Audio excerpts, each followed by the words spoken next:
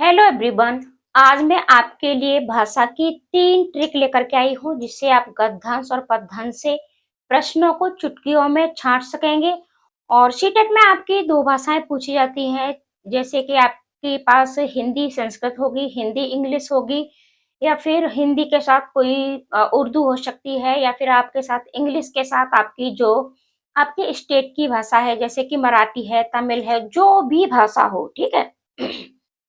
तो आप इन्हें प्रत्येक भाषा के साथ, प्रत्येक लैंग्वेज के साथ अप्लाई कर सकते हो और मिनटों में, चुटकियों में आप अपनी गद्यांश पद्यांश से प्रश्नों को छांट सकते हो। और मैं आज आपको 3 ट्रिक बताऊंगी और तीनों ही ट्रिकों से मैं गारंटी देती हूँ कि एक तो आपका कम समय में प्रश्नों को आप छांट पाओगे और साथ ही साथ आपका प्रश्न भी गलत नहीं होगा। पहले भी मैंने इस ट्रिक पर वीडियो दी है और उस पर बहुत ढेर सारा प्यार भी आप लोगों ने दिया है। सबसे ज्यादा वायरल वीडियो है हमारा वो। ठीक है, तो आज मैं ट्रिक बताऊंगी और साथ ही साथ मैं आपको पेपर से, ठीक है, लास्ट में पेपर से मतलब सॉल्व करके भी दिखाऊंगी कि किस तरीके से आपको पेपर को सॉल्व करना है और इस ट्रिक को वहां अप्लाई करना है। तो चलो शुरुआत करते हैं। तो देखो, सबसे पहले हम बात कर लेते हैं 3 ट्रिक।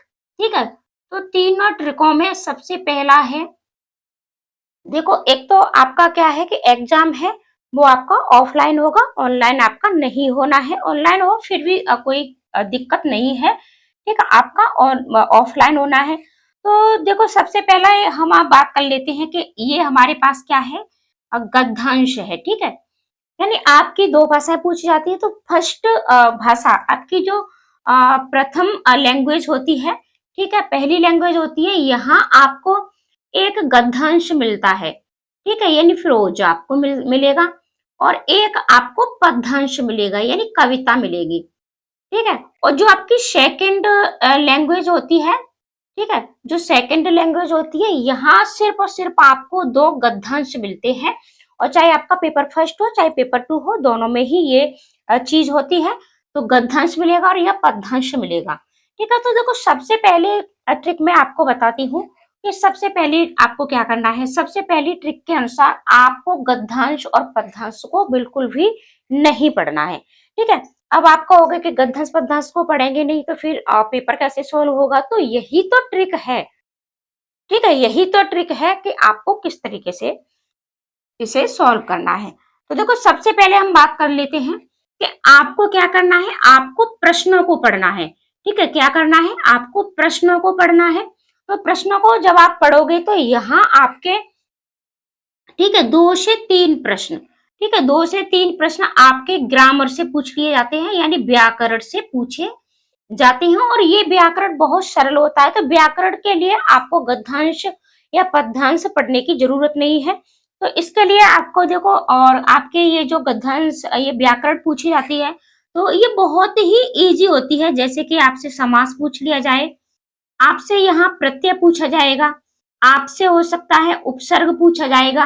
पद्यांश यानी कविता में आपसे अलंकार पूछे जाएंगे, तो अलंकार देखो आपसे पूछे ही पूछे जाते हैं। ठीक है, हो सकता है आपसे कोई संधि पूछ ली जाए, तो ये छोटे छोटे, ठीक है, आपसे पर्यायवाची पूछ लिया जाए, ठीक है, पर्यायवाची पूछ लिया जाए।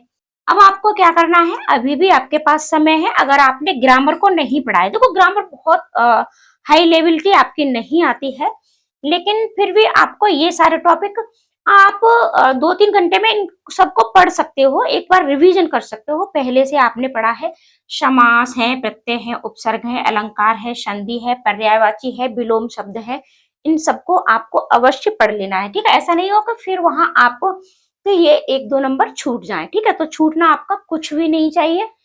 तो इसके लिए, यानी इन सारे टॉपिकों के लिए आपको क्या करना है, इन सारे टॉपिकों को, ठीक है, आप पढ़ के, ठीक है, आप सिर्फ प्रश्नों को पढ़ के ही इनका आंसर दे सकते हो। तो इसके लिए आपको गद्यांश पढ़ने की जरूरत बिल्कुल भी नहीं है। ठीक है, अब बात कर लेते हैं कि फिर, ठीक है, जो आपके प्रश्न होते हैं जिनसे आपको उत्तर गद्यांश से छांटने होते हैं, तो एक बार अगर आप पहले, ठीक है, अगर आप पहले प्रश्नों को पढ़ लेते हो, ठीक है, अगर आप प्रश्नों को पढ़ लेते हो, तो इन प्रश्नों को पढ़ते समय इनमें कोई ऐसा एक शब्द ढूंढिएगा, कीवर्ड्स ढूंढिएगा। ठीक है, आप परिपक्व है, टीचर बनने जा रहे हैं, तो कोई एक ऐसा शब्द ढूंढिएगा और उस शब्द में, ठीक है, पेपर में ही आप उसके नीचे अंडरलाइन कर दीजिएगा। फिर आपने सभी प्रश्नों को पढ़ लिया है, ठीक है, आपके व्याकरण के, ग्रामर के प्रश्नों को आपने सॉल्व भी कर लिया है। जब आप गद्यांश पढ़ते हो तो गद्यांश में उन कीवर्ड्स को ढूंढ के, ठीक है, जब आप गद्यांश पढ़ोगे तो उन कीवर्ड्स से, उन शब्दों से आपको तुरंत उसका, ठीक है, क्या मिलेगा, तुरंत उसका उत्तर मिलेगा। और इस तरीके से आप बिना गद्यांश को पढ़े, देखो गद्यांश और पद्यांश को पढ़ने में एक बार आप पढ़ते हो, फिर प्रश्नों को पढ़ते हो, फिर उसमें छांटते हो, ठीक है, तो इससे क्या होता है कि इससे आपका समय बहुत ज्यादा खराब होता है। और सीटेट में समय की बहुत ज्यादा वैल्यू है। जो लोग टाइम मैनेज कर लेते हैं वो सीटेट में पास हो जाते हैं, वरना बहुत से बच्चे टाइम मैनेज न करने के कारण फेल हो जाते हैं, यानी उन्हें पेपर पूरा आता है लेकिन फिर भी वो फेल हो जाते हैं। ठीक है, तो ये ट्रिक है आपकी कि आप सबसे पहले प्रश्नों को पढ़िएगा, प्रश्नों को पढ़ने के बाद फिर ये कि अब पदयांश की बात कर लेते हैं, तो पदयांश में भी आप जब प्रश्नों को पढ़ेंगे, ठीक है, ग्रामर के हो गए, ग्रामर के बाद प्रश्नों में आपसे क्या पूछा जाएगा, आपसे भाव पूछा जाएगा, ठीक है, आपको भावार्थ, तो उस भावार्थ में उस भाव में हो सकता है आपसे अर्थ पूछ लिया जाए, ठीक है, किसी प्रश्न में आपसे अर्थ पूछ लिया जाएगा, तो उसका क्या अर्थ है, तो उस कीवर्ड्स पर अंडरलाइन कीजिएगा और फिर देखिएगा कविता में, और कविता को थोड़ा भाव के साथ पढ़िए, थोड़ा अर्थ के साथ पढ़िएगा, फिर उसका अर्थ आपको देखना है, भाव देखना है। और इसके लिए अभी भी आपको शीटेट में, ठीक है, दोनों लैंग्वेज की आपको ये क्या है, प्रैक्टिस करनी है। जैसे कि इंग्लिश में बात कर लेते हैं, ग्रामर में आपके एंटोनिम्स पूछ लिए जाएंगे, ठीक है, सिनोनिम्स पूछ लिए जाएंगे, और छोटी-छोटी आपकी जो भी चीजें हैं वो सारी चीजें पूछी जाती हैं। और इसी तरीके से आपकी संस्कृत में, और संस्कृत और हिंदी तो सेम एक जैसी ही होती है, तो थोड़ा अर्थ के साथ अभी आपको प्रैक्टिस ज्यादा से ज्यादा लगाइएगा। एक बार अगर दोनों लैंग्वेज पर पकड़ बन जाती है, ठीक है, तो 60 में से यकीन मानिएगा आपके 58-57 नंबर कोई नहीं रोक सकता है। और जिसने भाषा पर पकड़ बना ली उसका सीटेट पहली बार में ही क्लियर हो जाता है। तो सबसे पहली ट्रिक हो गई। अब हम बात कर लेते हैं दूसरी ट्रिक की, ठीक है, और पेपर भी सॉल्व करेंगे हम लास्ट में, वीडियो लंबी होगी लेकिन यकीन मानिएगा कि इससे आपका पेपर अवश्य ही क्लियर होगा, ठीक है। अब बात कर लेते हैं दूसरी ट्रिक की। तो दूसरी ट्रिक में आपको क्या करना है, आपको पहले गद्यांश पढ़ना है, ठीक है, पहले आपको गद्यांश पढ़ना है, लेकिन गद्यांश आपको किस तरीके से पढ़ना है, गद्यांश पढ़ते हुए जहां जहां से आपको लगे कि यहाँ से प्रश्न बन सकता है, ठीक है, और उन प्रश्नों को, उन कीवर्ड्स को अंडरलाइन करते जाइएगा, ठीक है, इस सभी उनको अगर आप अंडरलाइन कर लेते हो, ठीक है, जहां से आपको लगे कि हाँ यहाँ से प्रश्न बन सकता है, आपने कर लिया है, फिर उसके बाद आप प्रश्नों को पढ़ते हो, ठीक है, फिर उसके बाद आप प्रश्नों को पढ़ते हो, तो प्रश्न पढ़ते ही आपको वो सारी चीजें, वो सारे कीवर्ड्स आपके पहले से अंडरलाइन है, तो तुरंत ही आपको क्या है कि इससे ये मिल जाएगा, ठीक है, प्रश्नों का उत्तर आपको तुरंत मिल जाएगा। ग्रामर के प्रश्नों को तो आपको बिना पढ़े हुए ही सॉल्व करना है, ठीक है, क्योंकि इसमें गद्यांश पद्यांश में उसका कोई लेना देना नहीं होता है। बात कविता की कर लेते हैं, ठीक है, बात कविता की कर लेते हैं, तो कविता को भी पहले आपको भावार्थ के साथ पढ़ना है, ठीक है, भावार्थ यानी उसका भाव क्या है और अर्थ क्या है, थोड़े से भावार्थ और अर्थ के साथ पढ़िएगा, ठीक है। फिर प्रश्नों को देखिए, यहाँ पे आपको कुछ कीवर्ड्स दिख रहे हैं, और यहाँ क्या होता है कि कभी कभी कविता का भाव अलग होता है और आपका भाव अलग होता है। आपको अपने भाव से कोई लेना देना नहीं है, उसको साइड में रख देना है, आपको कविता के हिसाब से, ठीक है, कविता के अकॉर्डिंग, कविता के अनुसार आपको प्रश्नों को सॉल्व करना है। तो यहाँ प्रश्नों को पढ़िएगा, ठीक है, प्रश्नों को पढ़ने के बाद और फिर आप इसको करिएगा, और कम समय में, ठीक है, आपका ये सॉल्व होगा। अब देखो तीसरी ट्रिक बता देते हैं आपको। देखो तीसरी ट्रिक मुझे सबसे बेस्ट ट्रिक सबसे फर्स्ट वाली लगती है, ठीक है, और दूसरे नंबर वाली भी आपकी बेस्ट है। अगर आपके पास टाइम है तो आप पहले इसको करिएगा, और सारी ट्रिक मिलेंगी आपको, पेपर कैसे सॉल्व करना है, भाषा में कहाँ गलती होती है, और ऐसी गलती होती है कि वहां आपके 30 नंबर गायब हो जाते हैं। तो चैनल पर आप अवश्य बने रहें, ठीक है। अब बात कर लेते हैं तीसरी ट्रिक की। तो तीसरी ट्रिक में क्या है, तीसरी ट्रिक में है कि आप अपने अनुसार करिएगा, ठीक है। आपको इन दोनों ट्रिकों में से कौन सी अच्छी लगती है, ठीक है। इसके बाद क्या है कि आपको 2 बार, ठीक है, आप 2 बार, ठीक है, 2 बार आप गद्यांश पद्यांश को पढ़िएगा। पढ़ने के बाद फिर आपको प्रश्नों को पढ़िएगा। और लेकिन इस ट्रिक में क्या है कि देखो, अगर हम 2 बार गद्यांश और पद्यांश को पढ़ लेते हैं, ठीक है, किसी भी चीज को, तो उसका पूरा भावार्थ हमारे समझ में आता है, कहीं भी कोई चीज छूटती नहीं है, ठीक है। लेकिन क्या है कि इसमें थोड़ा सा आपका टाइम ज्यादा लगता है, तो आप उन्हीं दोनों ट्रिकों को अभी अप्लाई कर सकते हो। अभी जब आप ठीक है प्रैक्टिस सेट लगाते हो, तो इसको आप 2 बार पढ़िएगा, फिर प्रश्नों को पढ़िएगा, और साथ ही साथ पढ़ते हुए, आपने पहली बार पढ़ लिया है, दूसरी बार पढ़ें, तब इसमें से जो भी आपको ऐसे शब्द हैं, ऐसे कीवर्ड्स हैं, ठीक है, जहां से आपको लगता है कि हाँ यहाँ से प्रश्न बन सकता है, ठीक है, गद्यांश पद्यांश को पढ़ लिया है, फिर आपको प्रश्नों को भी पढ़ना है, फिर उन कीवर्ड्स के अनुसार आपको प्रश्नों को सॉल्व कर लेना है, ठीक है। अब इसके साथ साथ आपको देखो कुछ ट्रिक और मैं आपको बताती हूँ, इन तीनों ट्रिकों के साथ साथ के आपको क्या करना है।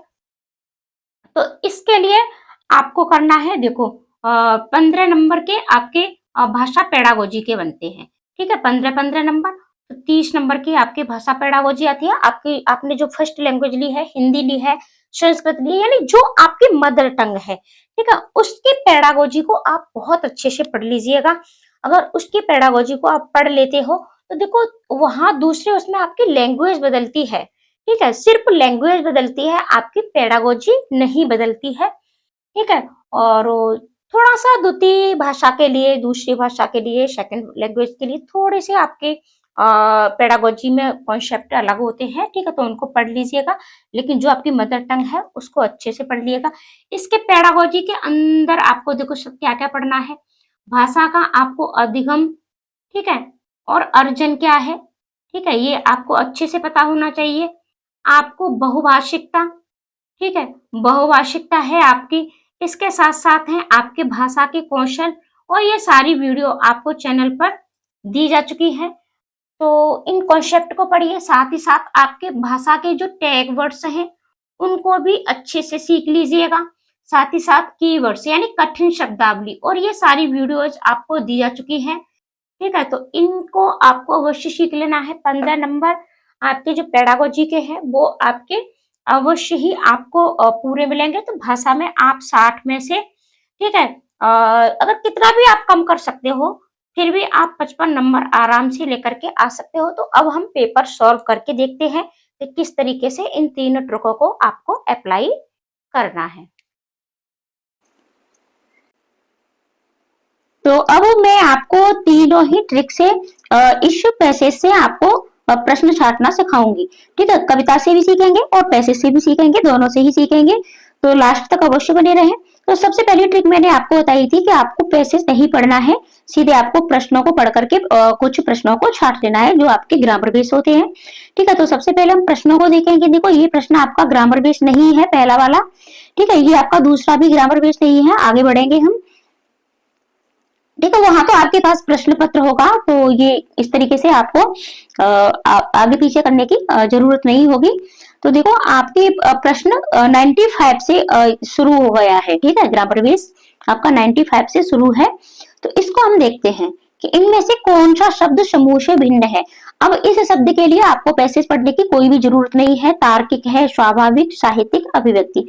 तो आप देख रहे हो तर्क का भी मतलब तर्क भी किससे संबंधित है, मनुष्य से संबंधित है, मनुष्य के स्वभाव से, स्वभाव तो है ही, और अभिव्यक्ति भी मनुष्य ही करता है, लेकिन साहित्य ये किताबों से संबंधित हो गया। तो यही आपका राइट आंसर हो गया। इसका आंसर आपको पैसेज में नहीं मिलता, ठीक है। तो इसके लिए आपको पैसेज पढ़ने की कोई जरूरत नहीं है। तो सबसे पहले आप प्रश्नों में जो भी ग्रामर वाले प्रश्न है उनको आपको छांट लेना है।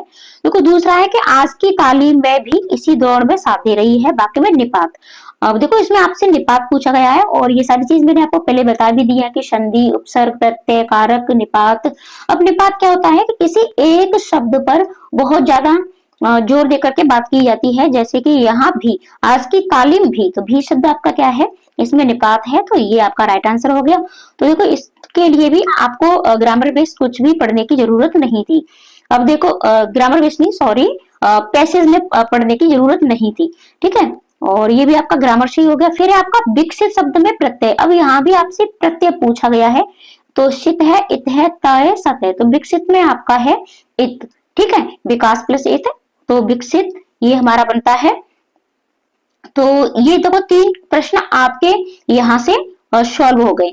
अब देखो बात करते हैं हम अपने अगले प्रश्नों को। तो हम शुरुआत से प्रश्नों को देखेंगे। तो अब इसके लिए आपको क्या करना है कि दूसरी ट्रिक मैंने बताई थी कि अब या तो आप ऐसा करिएगा कि इन प्रश्नों को पढ़िएगा, ठीक है। प्रश्नों में आपको ये कीवर्ड से पता चल जाएंगे कि जैसे अनुच्छेद के आधार पर मैं किस पर सर्वाधिक ध्यान देने की जरूरत है, विज्ञान पर, कला पर, किशोरावस्था पर, बाल्यावस्था पर। तो ये आपको इसके कीवर्ड्स मिल गए, विज्ञान, कला, किशोरावस्था, बाल्यावस्था, ठीक है। और दूसरा है आपका अनुच्छेद के अनुसार गणित, भूगोल, इतिहास आदि विषय तर्क प्रदान है, भाव प्रदान है, कला प्रदान है, बोध प्रदान है, ठीक है। तो कुछ बच्चे तो इनको अपने आप से भी कर सकते हैं कि देखो गणित, भूगोल, इतिहास ये सभी आपके कैसे हैं, तो ये तर्क प्रधान होते हैं, ठीक है। गणित तो तार्किक ही होता है, तो लेकिन फिर भी आपको ये क्या है कि आपको अपने विचार नहीं रखने हैं, ठीक है। यही चीज मैंने आपको बताई थी कि अब देखो आपको यहाँ अपने विचार नहीं रखने हैं, आपको ये कीवर्ड्स से और इसमें आपको अपने प्रश्नों को छांट लेना है। तो अब आप या तो आप कीवर्ड्स इनको देख लीजिएगा, या फिर यहाँ ना देख करके आप प्रश्न को, तीसरी ट्रिक बताई थी कि आप एक बार पैसेज पूरा पढ़ें और जहां से भी आपको लगे कि प्रश्न यहाँ से बन सकता है उस पर आप अंडरलाइन करें, और आप प्रश्न भी पढ़ना चाहें तो प्रश्न भी पढ़ सकते हो। तो देखो अब हम थोड़ा सा पैसेज को पढ़ेंगे।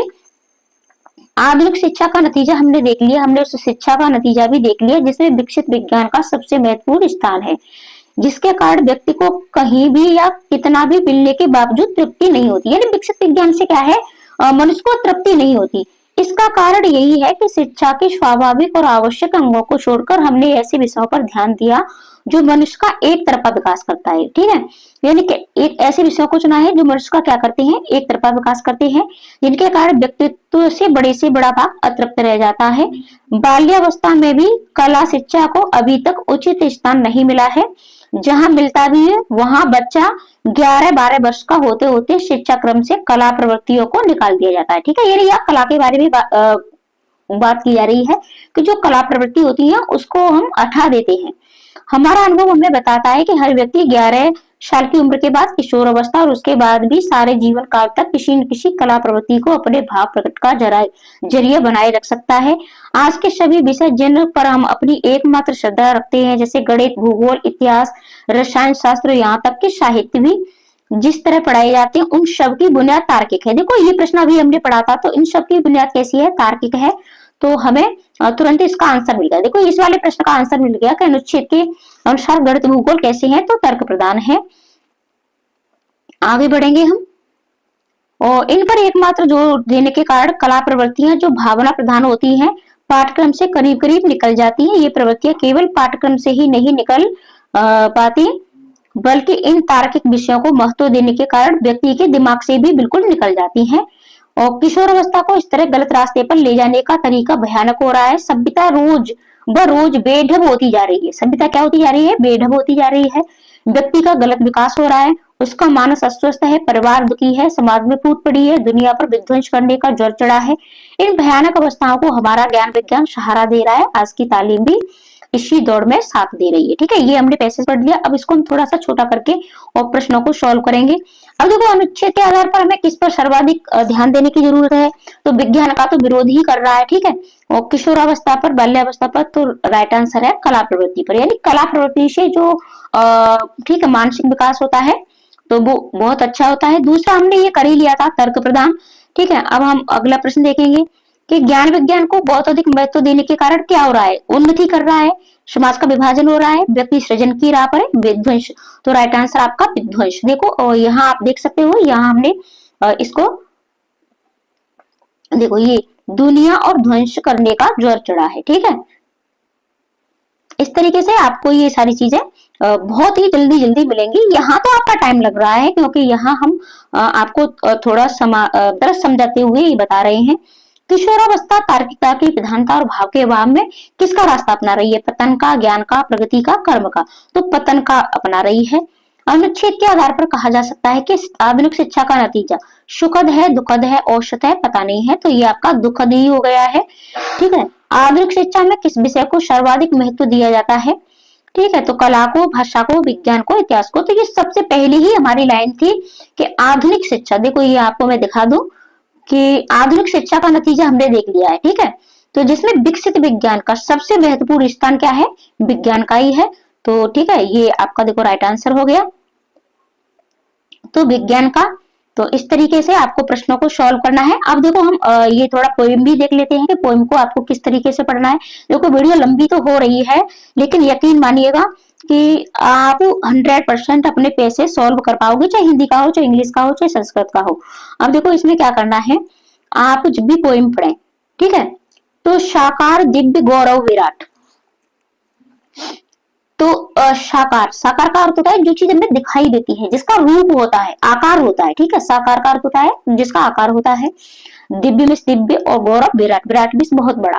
पौरुष के पुंजीभूत ज्वाल, यानी जो पौरुष के पुंजीभूत ज्वाल है। ठीक है, मेरी जननी के हिमकिरीट, मेरी जननी यानी मातृभूमि, ठीक है, पृथ्वी के, हिमकिरीट यानी मुकुट बोलते हैं। हिमकिरीट का अर्थ होता है मेरे भारत के दिव्य भाल, और मेरे भारत के दिव्य भाल, भाल का अर्थ होता है माथा, मस्तिष्क। ठीक है, मेरे नगपति मेरे विशाल, और युग युग अजय निर्वध मुक्त, युग युग गर्वोन्नत नित महान। और इस तरीके से आप इसको भाव के साथ आपको पढ़ना है। कैसी अखंड के चिर समाधि ये तुम्हारी और तू खोज रहा। लेकिन सबसे पहली ट्रिक हमने क्या बताई थी इसमें भी, कि आपको सबसे पहले प्रश्नों को पढ़ना है। ठीक है, प्रश्नों को पढ़ करके और उसको देखना है, उसके भाव को। तो हिमकिरीट का आशय है, आशय यानी भाव है, अर्थ है। ठीक है, तो ठंडा मुकुट बर्फ का, चांदी का, स्वर्णिम। तो राइट आंसर आपका हो जाएगा बर्फ का मुकुट। हिम में बर्फ होती है, तो बर्फ का मुकुट होता है आपका। अगला प्रश्न है, नगपति का विग्रह और समास होगा। ठीक है, यहाँ समास भी पूछा है और विग्रह भी पूछा है। तो आपको ठीक है, पहले तो इसका विग्रह कर लेना है और फिर समास। तो इसके लिए भी आपको पैसे में आपको इसका कुछ नहीं मिलेगा, ये आपका ग्रामर से ही संबंधित है। तो रत्नो नग का पति तत्पुरुष, ठीक है, और नगो पर्वतों का पति है जो कर्मधार है, या नगो का पति तत्पुरुष, और नगो का पति है जो बहुब्री। तो राइट आंसर है आपका नगो का पति यानी तत्पुरुष समास है इसमें आपका। अगला प्रश्न है, किस पंक्ति में कहा गया है कि हिमालय शक्ति की ज्वालाओं का ढेर है?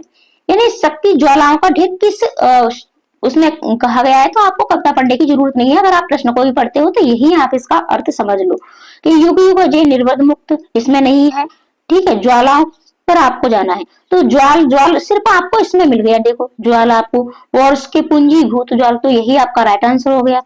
ठीक है, जिसे जीता नहीं जा सके, तो जिसे जीता नहीं जा सके ये आपका वाक्यांश के लिए करता है। ठीक है, ये क्या है, ये आपका वाक्यांश के लिए करता है। तो जिसे जीता नहीं जा सके वो क्या होता है, वो अजय होता है। जिसको जीता नहीं जा सके अजय। ठीक है, बाकी का आपको कुछ भी पढ़ने का जरूरत ही नहीं है।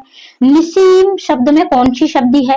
तो निस्सीम शब्द में आपकी विसर्ग संधि है। देखो इसमें भी आपका कुछ भी आपको पढ़ने की जरूरत नहीं है।